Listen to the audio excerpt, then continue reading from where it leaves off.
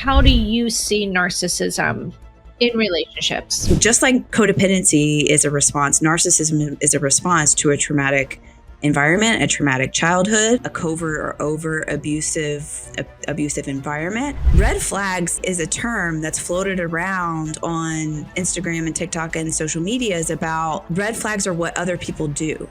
But really, red flags are what's happening on the inside of us when they do the things that they do, how you are feeling on the inside. And that is really what the healing process is all about.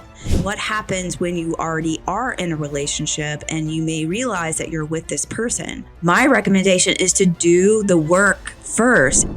All right, everybody, welcome back to Flip Your Mindset. I'm your host, Stacey Uhrig. I've got my dating expert, Lilli Bewley, with me today. This is not the first time that Lilli's been on. You can find all of the links to past shows with Lilli in the show notes. So here's the thing with today's episode. When Lilli and I first met, we started kind of structuring out like different things that we feel like we could speak about.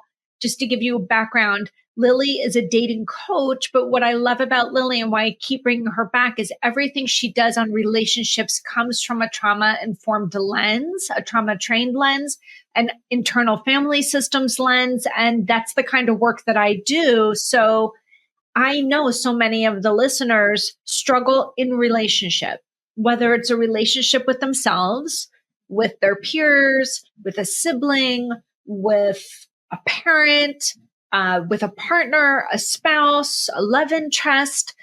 And so very often when I'm working with clients, a lot of what we're working on are the ways that we show up in relationships or in connection with other people.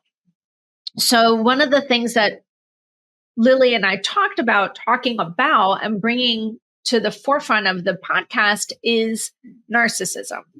And there's two reasons why I wanted to talk about narcissism today. One, because I get a lot of people that reach out to me after they've listened to other podcasts I've done on narcissism saying how helpful it was and that it really hit.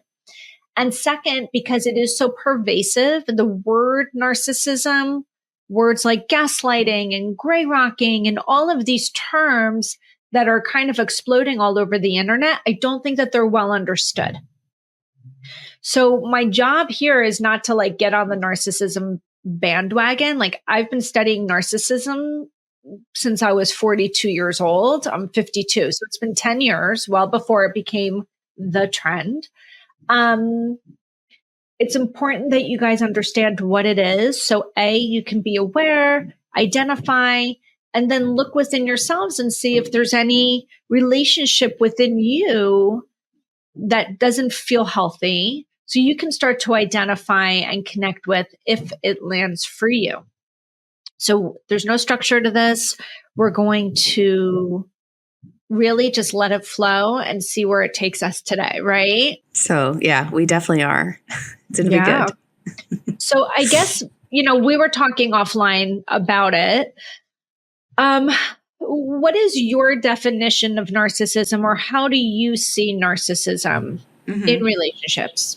Well, first of all, I want to just really come in hot to this conversation and reaffirm and just to be clear that I'm not a therapist. I'm a coach, first of all, which means that basically I don't have a copy of the DSM, which is the Diagnostic for Statistical Methods. I have never read it.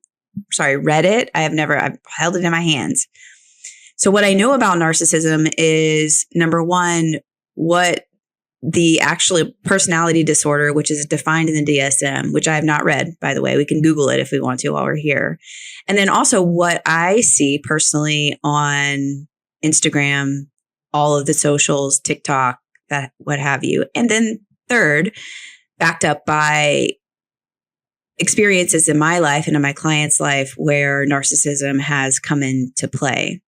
And I think it's to be very clear for me, and I think we've talked about this before, Stacey, is that narcissism is really a response. It's a response to, just like codependency is a response, which is on the other side of that kind of spectrum. It's like I know if you're listening out there, you've either read about codependency or you've read about narcissism, and you've probably placed yourself on a scale. If you're listening, it's probably not narcissism, it's probably codependency, because that's where I landed. And I think also, not to speak for you, Stacey, but I think that's where you landed as well. And so just like codependency is a response, narcissism is a response to a traumatic environment, a traumatic childhood, a covert or over abusive environment, could be responses from failed relationships in the past. And I think I'm just going to leave it at there, because I bet you have a better a definition of narcissism than I do. And because I also want to be very careful about when we come to, this is what, I'll just start in hot, but this is what I think the problem is with these labels when it comes to therapy and therapy speak and, all of this stuff like gaslighting, gray rocking, all of these things, is that we can reach a point of being able to point fingers at people like, you're a narcissist, I'm a codependent, this is gray rocking, whatever it is. And awareness is great for a little bit, but a lot of people get stuck in that awareness phase and use these, and this comes from the top. It comes from your therapist. Your therapist have probably told you, oh, that person is a narcissist. But what ends up happening if you don't do the inner healing work is that label will become a source of like an external validation of power or something like that. It becomes a very powerful label, and a very, it can be used like a sword almost. Yeah, but the sword comes pointing back at us.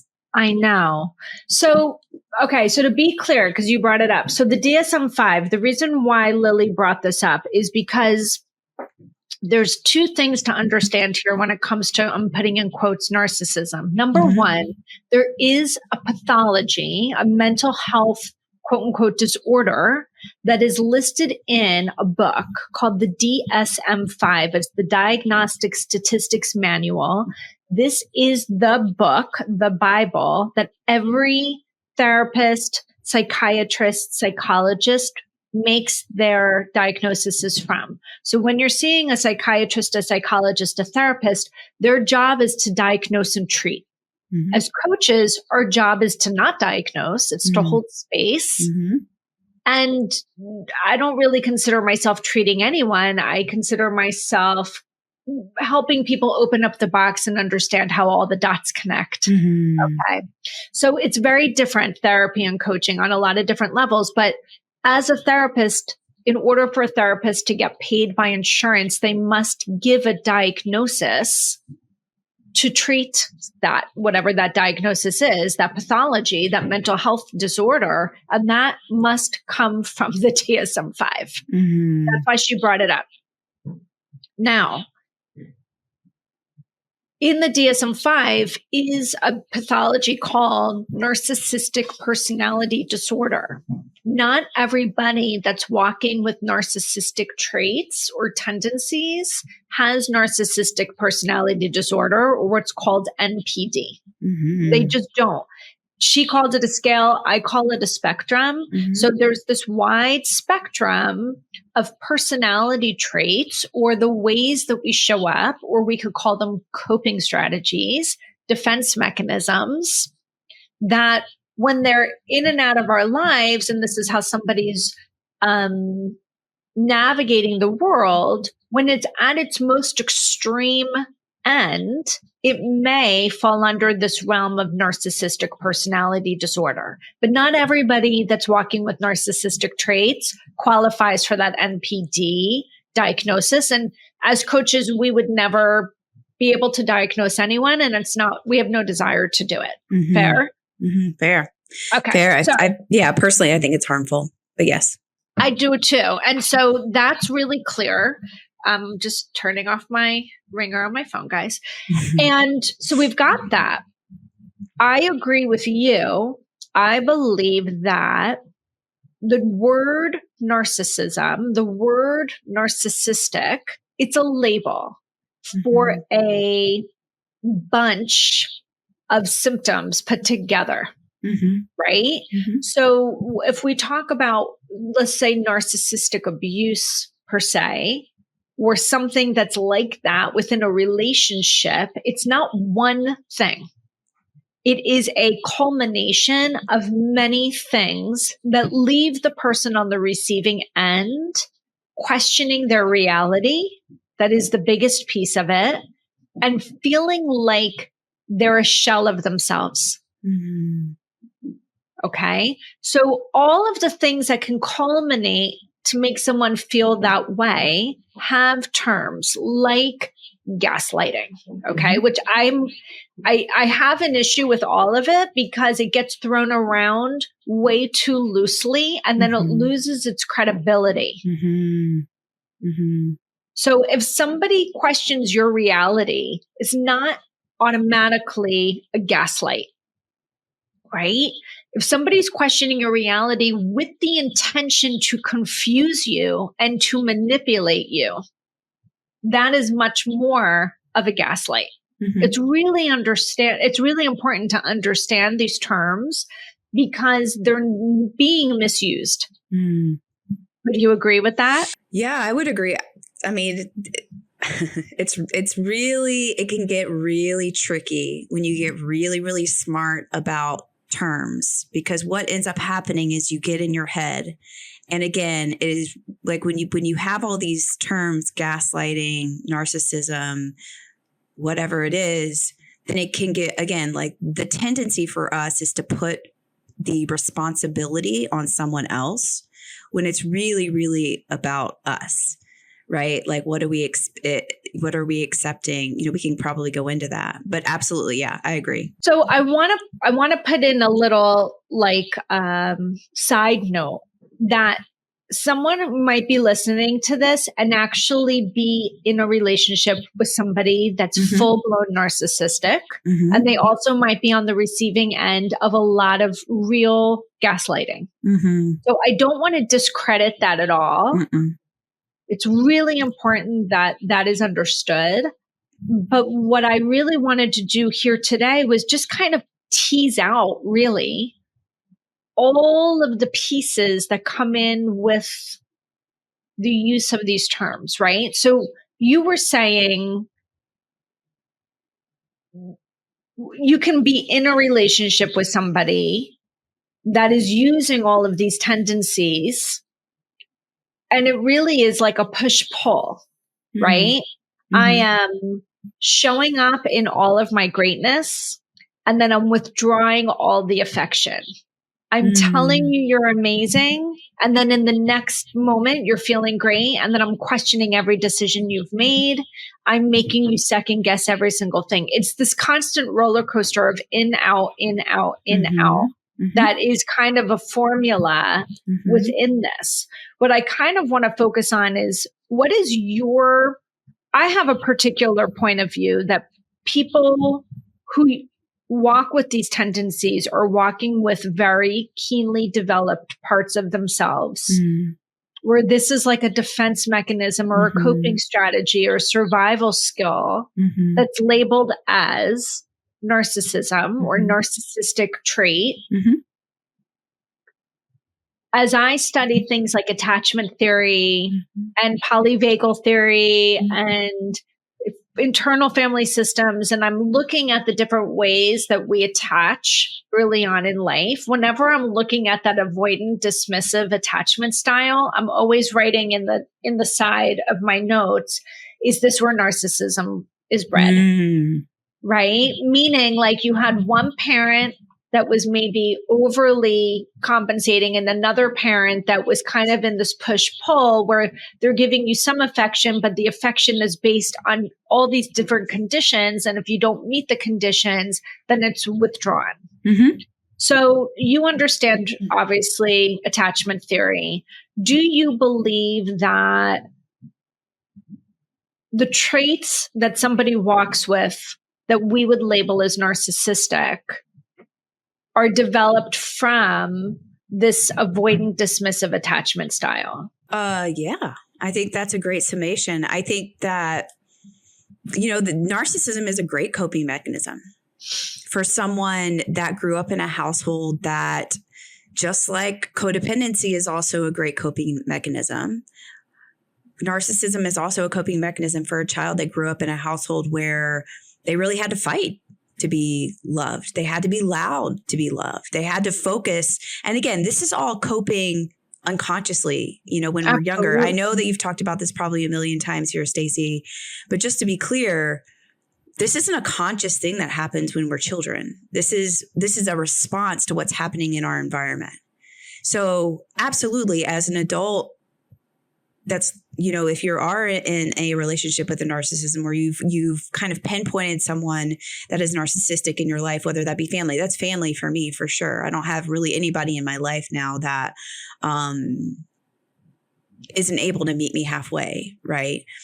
But absolutely, if a child grows up in a household where they have to, again, fight for love. They have to be loud and boisterous. They have to put themselves first. They have to discard everyone else's needs besides their own. They have to learn as a child how to manipulate energies and situations. They have to learn. And again, just to be very clear, there is no excuse for anyone not seeing you for who you are in your life today. The thing that happens though is that, and the thing that's scary, I think, is that narcissism, as that child grows up in their life, this is all subconscious and unconscious. They're not doing this on purpose. They're doing this to survive. Right. And it's interesting because as they grow up in life, they tend to get rewarded for that behavior, right? Whether that be promotions at work, whether that be, outside, having a relationship with a beautiful woman or, whatever it is. And it's really hard because it's just constantly reinforced. It's constantly validated. And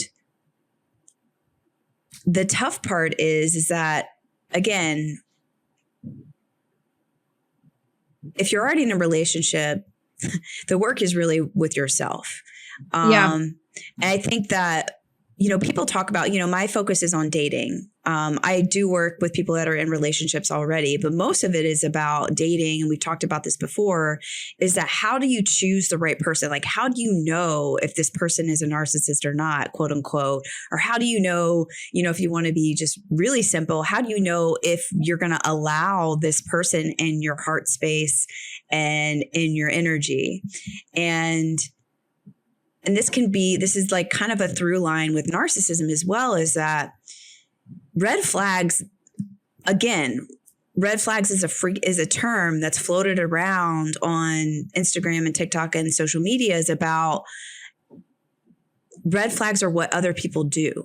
Like, oh, it was a red flag because of this, right? Hindsight's 2020. But really, red flags are what's happening on the inside of us when they do the things that they do. Yeah. Like, give an example of that so somebody can get what you're saying. Sure. So, say I am at the beginning stages in a dating situation. Say I'm at the beginning stages of talking with someone and we set a date. It's our first date. We set a date and something happens in my life and I need to change that date. Something happens, I'm not able to make it. I communicate that because I'm a good communicator. And on the other side, right, the man, when I communicate, I can't make it, something happened, something came up. On the other side, he gets really mad and really angry. And it's all about him, and I'm not saying this is typical narcissism. I'm not saying that, but I'm saying what happens when we go through our lives and speak up for our needs and our wants and desires. And he gets angry about, I set aside this time for you. And he starts to pull back and be really avoidant perhaps, or, there's anger there. All the spotlight goes to him rather than just having like a secure way of doing it, which is like, oh, no problem. Things happen. Let's set another date. Right. So what happens inside of yourself when that happens? Like if you're in that situation, do you start to make excuses for him? Oh, he's probably just busy at work. He's probably just stressed out. let's just go ahead and just keep walking down this path. Mm-hmm.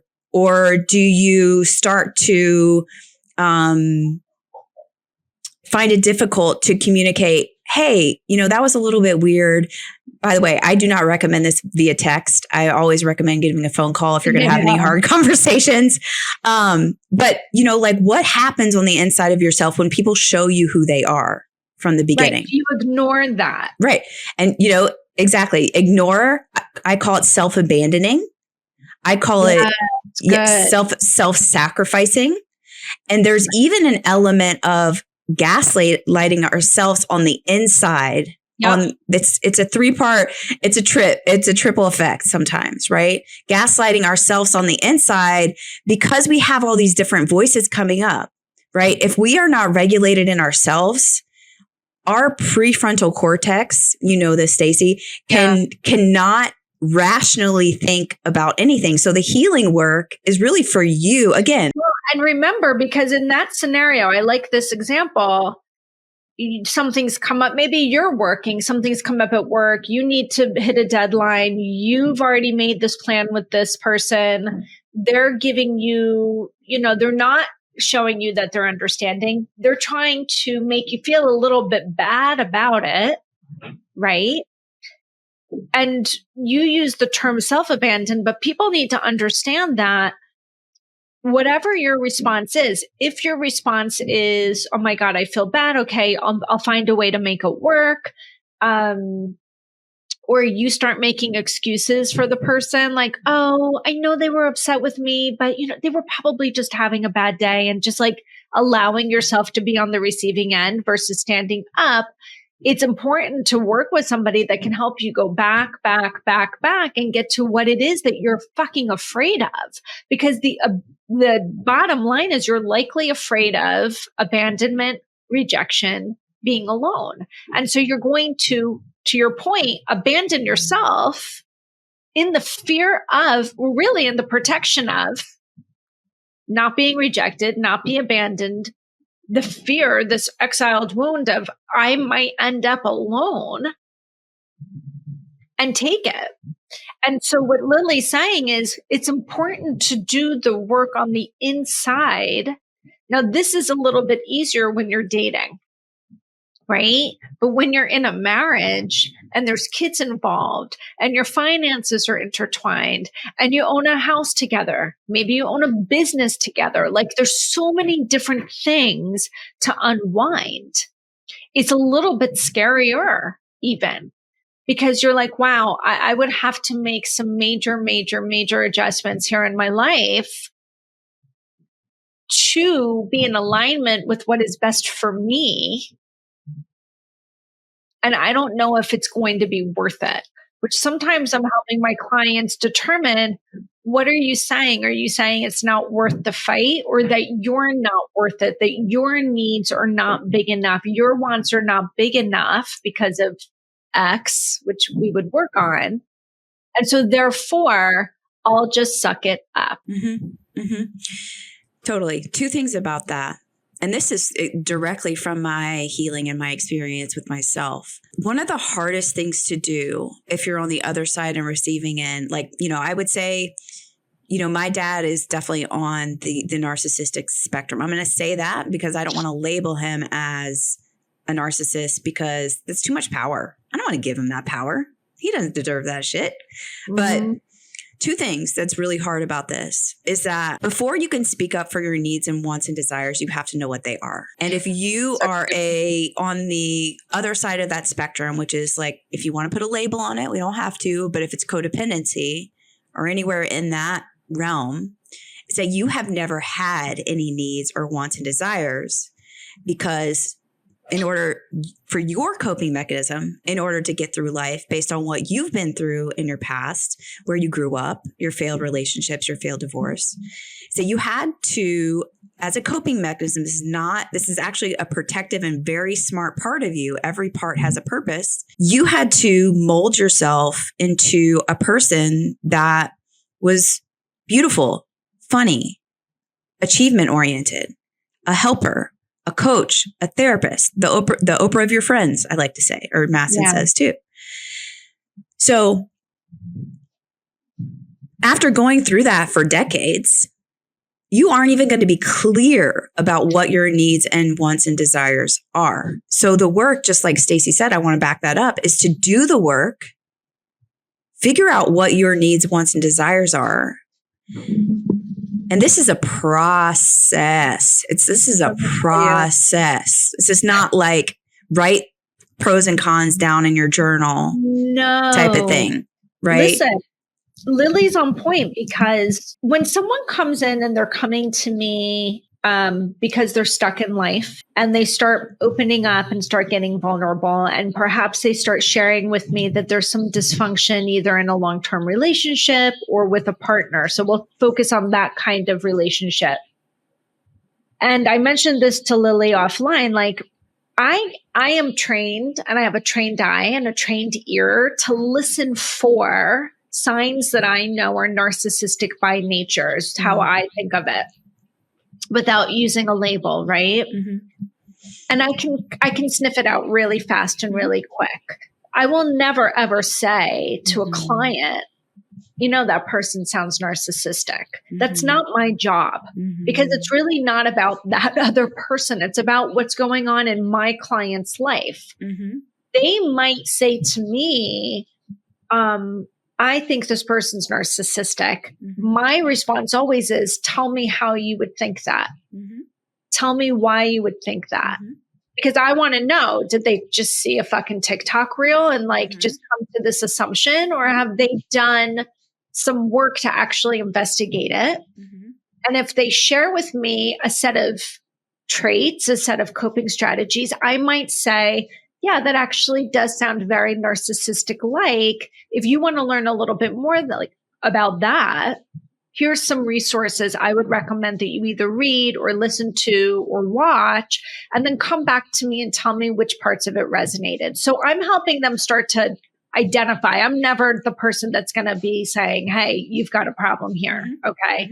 But to that point, I have a handful of worksheets that I've grabbed over the years from different therapists that make their shit available on Etsy. Like amazing. And I went and I got it all laminated. And I have these expo markers, and one of them is a needs chart. Because if I say to them, what do you want? To your exact point is, I don't even know who I am, let alone know what I want. My needs have not mattered for so long. And it didn't start in this relationship. I had to be the parent for my parents. I had to be the caretaker for everyone. Like, what do you mean? I don't have needs. I just meet everybody else's needs. So then I'll say, okay, I understand. And I give them this chart as like a cheat sheet. And I'm like, here's a list of needs that most humans desire or want. And it's this long list of needs. And I'm just going to grab it so I can read it off for you guys, so you guys can understand what kind of things might be on this list. Okay. So this is called the basic needs chart. And I'll just read off some of them for people that are like, I don't even know what my needs would be. Harmony, acceptance, and these are the bigger categories: peace, autonomy, individuality, independence, self-efficacy, agency, safety, security, trust, love, connection. I mean, these are some of the bigger. There's, big, smaller, and then more discrete language. And I just give it to them and I say, take as much time as you need. And I give them an exo marker, and they'll give it back to me with 20 different things. So now we've gone from, I don't even know what my needs or wants would be. And oh my God, actually, I do need these things in my life. They're very quick to fill it out. And then I will say, and where can you get these from? Do you have them within? Are you seeking them outside of yourself? Are they accessible within this relationship? And usually the answer is no, they're not accessible within this relationship. Okay, are they accessible from within you? I don't know. right? So it's really important for everybody to listen and understand that it's not uncommon, and there's no blaming here for people to not know what their basic needs are. Mm-hmm. Especially go ahead. No, especially, probably you're about to say this, but especially after everything that they've been through. And it probably didn't start in this relationship. And I think this is what you and I, just like narcissism is, or narcissistic traits are an adaptive coping strategy, so is putting your needs aside. Mm-hmm. Absolutely. Right. And in the world of coaching and therapy speak, that's called depersonalization or deprioritization. Right. I'm going to deprioritize myself, my needs, to make sure your needs are met first. So then maybe my needs will be met. And after a long period of time, that last part, so my needs will be met, becomes like a non-issue. Because you just get so addicted to making sure everybody else is taken care of all of the time that becomes the fuel. And by the way, it's perfect fuel. It is the perfect matching fuel for somebody that's walking with that coping strategy of narcissism. Because when you come out of that avoidant, dismissive attachment style that we've been talking about earlier, their self-esteem, somebody that's walking with that, the self-esteem and insecurity, the self-esteem is so low, the insecurity is so high. Mm.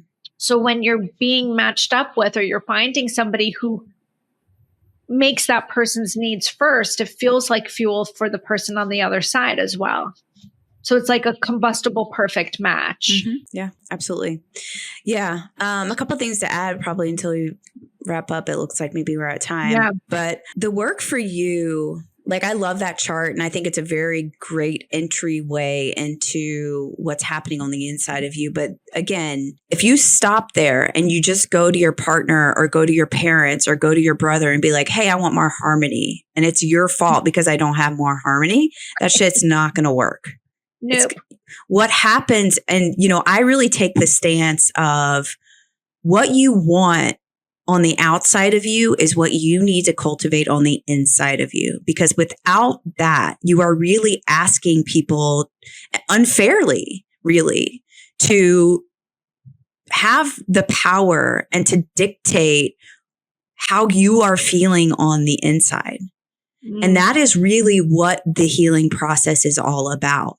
So after you recognize maybe that you don't know your needs and wants and desires, maybe you go through the process. I go a little bit of a different route, but it's all, ends up all the same. Yeah. Is you realize that you don't have your needs and wants and desires. You realize that maybe you could have a little bit of hope about what that might look for you. And really the healing process is giving space on the inside of yourself to allow the parts of you to have hope that we can fulfill this on the inside of ourselves. And then that is what happens on the outside. And Stacey mentioned earlier about, well, what happens when you already are in a relationship and you may realize that you're with this person? My recommendation is to do the work first. And this could take to be honest, it is a process. It took me 3 solid good years of healing in order for me to even get to the point of where I am. But when you get to the point of where you are, this is the turning point. And this is the hope that I want to give you, is that then you can speak up for your needs and your wants and desires. Speaking up for your needs and wants and desires isn't like, oh, you're always anxious, you're an avoidant attachment, you're a narcissist. Right. Okay. And there's the hand. This is my needs and wants and desires. That is not true. But when we can cultivate that, the internal boundaries, the internal dynamics, our nervous system, having the ability to be calm in the storm, having the ability to actually know what parts of us need, giving it, to those parts. This is, it's deep work, but it's so worth it, because when you end up to the point, and it's going to be uncomfortable at first. It was very uncomfortable for me at the beginning, speaking up for what I want or what I need. But what happens after that is that if you are safe on the inside of yourself, You can allow people on the outside of yourself, whether that be family, job, money, relationship, dating, whatever it is, to show you how they react to what your clarity and your safety and your harmony and your requests are.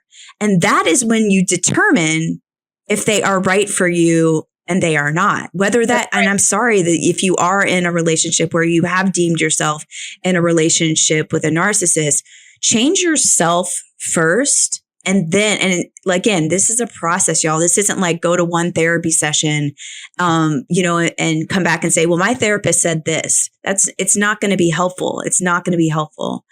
I agree. 100%. Loyalty is not self-sacrifice, y'all. That's why the internal work is so important, because there are parts of you that you have been subconsciously neglecting, subconsciously sacrificing, subconsciously putting through the same traumas of your past in order to kind of quote unquote save the relationship that you're in, or stay in the relationship that you're in. If you're dating, if you're in like a situationship or something, likely there is a lot of self-sacrificing and self-abandoning happening on the inside of you, whether you want to look at it or not. We're here, right? So, yeah, I think that was important to point out. No, I think it's the perfect way to end, because you're right. We're kind of at time. We're doing our best to keep things short and sweet. And this is about as short as I'm able to do it. Mm-hmm. Guys, listen, we literally could talk about this for like 4 more episodes, because there's so many different intricacies. But we did want to bring up this topic today because in the realm of relationships and self, it's a big one. And it's one that we see often. And I think there is a lot of misrepresentation and there's a lot of misperception. And we only covered like such a small part of it today. But it's just important that I think people walk away with this understanding of, yes, you might have done the work and been able to identify clearly. We could call it whatever we want to label it. A narcissistic relationship, a toxic relationship, an unhealthy relationship. It doesn't really matter. It doesn't really matter. What matters is you're starting to self-identify that this is unhealthy, and to put the onus on the other person to change in order to make it work is going to leave you feeling very, very frustrated. And I think that that's what Lilli was trying to get to. If you recognize that you're in an unhealthy relationship, and again, we were talking about partnerships and spouses, but it could be parents, it could be a work environment, it could be siblings, it could be a friendship. Fuck, this could be with your kid. Okay? It is your onus, and really the burden is on you to say, how am I working within this relationship that's leaving me feeling stuck, and why? Right? And I think each one of us, Lilli and myself, have different methodologies that we use to help you start to unravel the why. How did I get here? What were some of the influences from my past that caused these adaptive coping strategies that are now finding me very stuck? Maybe I don't have voice and choice. Maybe I don't know what my needs are. I don't even know how to express them. And like she said, you don't just come up with a list of needs and be like, okay, that's what I want, and now I'm just going to express it. No, you have to find a way to feel it from within. Sometimes it's inner child work. I did an intense RTT session Monday with someone who just emailed me yesterday and said, that 6-year-old version of me that I saw in that hypnosis, I still can't stop crying for her.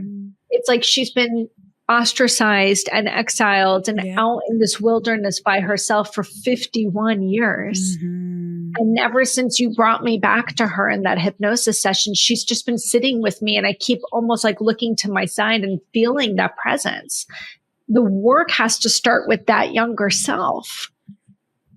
And in that particular case, actually, we were working on unhealthy relationships, actually. So, you know, there's a lot of intense work to be done. It doesn't always feel good. And it's not easy work, but after a year, 2 years, 6 months, 3 years, whatever the time frame is that you start to reintegrate with the parts of yourself that need to be reintegrated with in order to feel more harmonious inside your system and not feel so dysregulated by somebody else's actions, it's amount of liberation and freedom you cannot comprehend. Mm-hmm. Yeah. You've never experienced it before. So there's no way there's no bearing. Yeah. I always say to try to choose with the part of yourself that wants more and wants better. Yeah. So guys, thank you for entertaining us and giving us this platform to be able to talk about a topic that I think her and I are really, really passionate about. Again, this is one of many interviews that I've done with Lilli. I kind of consider her like my dating expert on the series, and all of the links to all of our past episodes will be in the show notes. The link to her dating quiz or her archetype quiz will be in the show notes. Her website, if you're really curious about what she's shared. Again, as always, if this podcast is of interest to you and you haven't subscribed, subscribe, because it's all about understanding yourself, understanding how you navigate the world, understanding all the ins and outs of mental health. And really, it's just my mission to offer that free extra resource in the space. So thank you for listening. Subscribe so you can be notified. And I hope you guys have a great day.